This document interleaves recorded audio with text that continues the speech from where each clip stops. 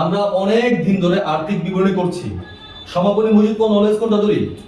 ছোটটা। কিন্তু কেন? হিসাব বিজ্ঞানের একটা নীতিমালা আছে, সেই নীতিমালার নাম হচ্ছে রক্ষণশীলতার নীতি। কোন নীতি ভাই? রক্ষণশীলতার নীতির অন্যতম প্রধান কথাবার্তা হচ্ছে এটা, লস রে লস ধর। সম্ভাব্য যে লস হইতে পারে, লস কি ধরবি? সম্ভাব্য যে খরচ হইব খরচ ধর, কিন্তু সম্ভাব্য আয় রে আয় ধরা যাবে না। ভালো কিছু চিন্তা করা যাবে না, আগে থেকে নেগেটিভ শিখায়। হিসাব বিজ্ঞানের কোন নীতি এটা? রক্ষণশীলতার নীতি। এই রক্ষণশীলতার নীতি আমাদের কোন জিনিস শিখায়, পজিটিভ নাকি নেগেটিভ? নেগেটিভ। এটা পজিটিভ রূপ দিবে এখনই দেখা যাচ্ছে। আচ্ছা, তোমাদের কি মনে আছে? নাই না? টপিকটা তো দেখো, নিট বিক্রয় মাইনাস বিক্রিত পণ্যের ব্যয়। ধরো নিট বিক্রয় দেওয়া আছে 1 লাখ, নিট বিক্রয় কত? 1 লক্ষ, আর বিক্রিত পণ্যের ব্যয় দেওয়া আছে 50,000। তোমার মোট মুনাফা কত? এটার দাম হচ্ছে মোট মুনাফা। এতটুকু বুঝতে পারছি সমস্যা। এখন সমাপনী মজুদ পণ্য আমরা কোথায় ব্যবহার করি? এইখানে না এইখানে? বিক্রিত পণ্যের ব্যয় বের করতে গিয়ে, তাই না? ভেরি সিম্পল, একটু মনোযোগ দাও। বিক্রিত পণ্যের ব্যয় বের করার জন্য 4টা জিনিস যোগ করতে হয়। কয়টা? 3টা। সবসময় একদিক করো না, টাকা দেওয়ার সময় একদিক করো না। বিক্রিত ব্যয় পণ্যের ব্যয় বের করার জন্য কয়টা জিনিস যোগ করতে হয়? 3টা। খেয়াল করো। 1 নম্বর প্রারম্ভিক মজুদ পণ্য, ধরো এটা যত টাকা আছে আছে।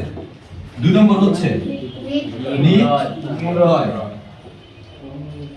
3 নম্বর ক্রয় সংক্রান্ত আনুষঙ্গিক খরচ। 3টা যোগ করলে হয় 70,000। কত?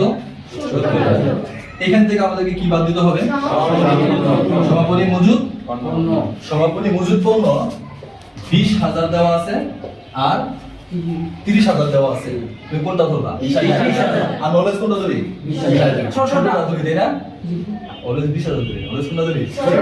ছোটটা ধরি। দেখো, যদি ছোটটা ধরি তাহলে আমার বিক্রিত পণ্যের ব্যয় কত বের হয়? 50,000।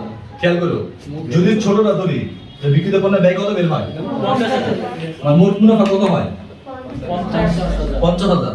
আমি ট্যাক্স দিব কিসের উপর? মোট মুনাফার উপর। আমি 50,000 উপর কি দিলাম? ট্যাক্স দিলাম। ধরো 50,000 উপর আমি 20% ট্যাক্স দিছি। কত পার্সেন্ট? 10,000 টাকা আমি কি দিলাম? ট্যাক্স। সরকারের হাতে কি পৌঁছাই দিছি? ট্যাক্স পৌঁছাই দিছি। এইবার খেয়াল করো, যদি আমি সমাপনী মজুদ পণ্য 20 না ধরে এই 30 ধরতাম তাহলে কি হইতো? এবার বিক্রিত পণ্যের ব্যয় কি 50,000 নাকি 40 হইতো? 40 হইতো। তাহলে মোট মুনাফা কত হইতো? 60,000 টাকা। আমার মুনাফা কি হইতো? বেশি বেড়ে যেত। এটার উপর যদি আমি 20% দেই তাহলে কত হয়? 12,000। সরকারকে কি বেশি দিয়ে দিচ্ছি? ট্যাক্স। আমি অনুমান করতেছি কত টাকা হবে এটা? 30,000। অনুমান কইরা আমি ট্যাক্স সরকারকে কি দিয়ে দিলাম? বেশি। কিন্তু পরের বছর যখন আমি বেচতে গেলাম আমি 30,000 বিক্রি করতে পারলাম না। বিক্রি করছি কত? 20,000। আমার কি লাভ বেশি হইছে না কম হইছে? কম হইছে। সরকারের তো ট্যাক্স বেশি লাভের উপর পাঠাই দিছি। কারণ কি কমু? আমার ট্যাক্সটা তুই দে ফিরাইয়া দে না। বলবা? কখনো বলতে পারবা না। যেমন এটা বলতে পারবা না, আমার যত্নে গড়া ভালোবাসা দে ফিরাইয়া দে। দেবে না ভাই, মাসে কি দিন ভিডিও করে দিছি। এরা ছেড়ে দিল ভাই, ছেড়ে দিও পুরো আপনি। মাসবে ভিডিওটা কাট করে দিয়ে দিও। এই যে ভয়েস এর দিয়া ভাই গানে ভাই চুপ থাক। দেখো, যদি আমরা এখন ধরে নেই যে ছোটটা, তাহলে মুনাফা কি আসবে? 50। মুনাফা হবে কম, ট্যাক্স হবে কি? কম। কিন্তু এখন আমি বেশি ধরলাম আর মুনাফা কি আসলো? বেশি আসলো। ট্যাক্স কি দিলাম? কিন্তু আলটিমেটলি পরের বছর যখন আমি বিক্রি করতে গেলাম পণ্যগুলা, এই বছর তো সমাপনী, এগুলি বিক্রি কি এই বছর করব নাকি পরের বছর? পরের বছর আমি 30 এ বিক্রি করতে পারলাম না। কত বিক্রি করছি? 20,000। তখন কি হইল? ট্যাক্স তো আমি আগে কি দিয়ে রাখছি? বেশি। ট্যাক্স ফেরত পাবো না। এই জন্য এই বছর কোনটা ধরা হয়? ছোটটা।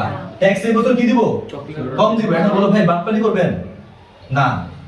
পরের বছর যখন আমরা 20 এর জিনিসটা কত বিক্রি করব? 20 বিক্রয়ের মধ্যে কি অটোমেটিক্যালি 10,000 টাকা কি দিছি আমরা? বেশি দেখাইয়া ফেলবো। বিক্রয়ের সাথে 10,000 টাকা অটোমেটিক কি হয়ে যাবে? অ্যাডজাস্ট হয়ে যাবে। ওই 10,000 টাকার উপর পরের বছর আমরা কি দিয়ে দিব? ট্যাক্স। কিন্তু এই বছর যদি ট্যাক্স দিয়া দেই, পরের বছর যদি বিক্রি করতে না পারি, টাকা ফেরত পাবো না। দ্যাটস ওয়াই আমরা সমাপনী মজুদ নলেজ কোনটা ধরি? ছোটটা। আর এটাই হচ্ছে রক্ষণশীলতার নীতির সুবিধা, পজিটিভিটি। ঠিক আছে? প্রাথমিক অবস্থা নেগেটিভ মনে হইলো আলটিমেটলি জিনিসটা কি? পজিটিভ। এখন আমরা আবার রিপিট করি, অধ্যায়ের নাম কি? এই অধ্যায়ের অংশ কয়টা? প্রথম অংশের নাম কি? বিশদায় বিবরণী কেন প্রস্তুত করা হয়? কয় ধরনের লাভ বের হয়? 3 ধরনের। 1 নম্বর, মোট মুনাফা বের করার জন্য কি করতে হয়? নিট বিক্রয় থেকে নিট বিক্রয় মাইনাস নিট বিক্রয় প্রশ্ন দেওয়া থাকে না। নিট বিক্রয় বের করার জন্য বিক্রয়ের সাথে কিছু আইটেম কি করতে হয়? বিক্রয় মাইনাস মাইনাস যোগ বিক্রিত পণ্যের ব্যয় প্রশ্ন দেওয়া থাকে না। না। না। এটাও কি করতে হয়? বিক্রিত পণ্যের ব্যয় বের করার জন্য তিনটা জিনিস কি করতে হয়? যোগ করতে হয়। ওই যোগফল থেকে একটা কাটতে হয়। ওই একটা জিনিস কি? সমাপনী মজুদ কোন নলেজ কোনটা ধরবো? এইবার তিনটা জিনিস যেন কি? যোগ। প্রারম্ভিক এই তিনটা জিনিস যোগ, এখান থেকে একটা জিনিস বিয়োগ। সমাপনী মজুদ কোন? এইবার নিট ক্রয় প্রশ্ন দেওয়া থাকে না। এটাও কি করতে হয়?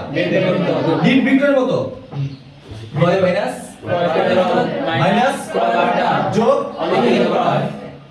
আরো দুটো আইটেম বলছিলাম, কি কি? বিনামূল্যে পণ্য বিতরণ মাইনাস কয়টা আইটেম শিখছি? বেশি শিখাবো না, ব্যবসা কমে যাবে। ঠিক আছে? এই ছিল আমাদের মোট মুনাফা বের করার প্রাথমিক কথাবার্তা। এখন দরকার কি একটু প্র্যাকটিস। আমরা 4টা 5টা এমন অঙ্ক করব যে অঙ্কগুলোতে কি বের করতে বলছে? তাহলে প্রাথমিক আইডিয়া হবে। তারপরে আমরা বিভিন্ন অঙ্ক করতে গেলে নতুন নতুন একটা করে আইটেম কি করব? সাথে একসাথে সব বড় একটা শীট মুখস্থ করার চেয়ে প্রাথমিক এতটুকু মনে রাখো।